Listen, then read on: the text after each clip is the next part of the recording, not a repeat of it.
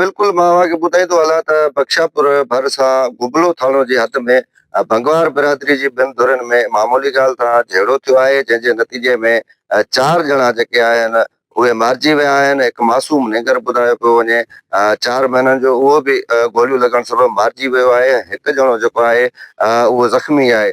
जॾहिं त मारिजी वियलनि में 2 औरतूं शामिल आहिनि ऐं जेके मारिजी विया आहिनि उन्हनि में रही बख़्श, भंगवार, मसमात गोरी ख़ातूं ऐं मसमात ज़मीरा ख़ातूं, अली गुल जेको मासूम निगर ॿुधायो पियो वञे, इहे शामिल आहिनि। ज़ख़्मियुनि में हैबत भंगवार जेको आहे उहो शामिल आहे।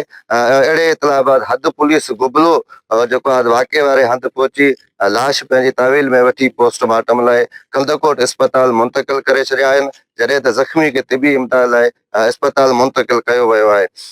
राब्तो करण ते हद पुलिस बख्शापुर ॿुधायो आहे त ही पाण में सौट रहिया हिन जो जेको आहे मामूली ॻाल्हि तां झेड़ो थियो आहे। जेको जवाबदार आहे अलिफ भंगवार, उन कावड़ में जज़्बात में अची करे पंहिंजे सौटनि ऐं घर भातियुनि खे जेको आहे गोलियूं हणी क़तल करे छॾियो आहे। जॾहिं त अहिड़े वाक़े बाद इलाइक़े में जेको आहे ख़ौफ़ ऐं हिरास पखिड़िजी वियो आहे। जी।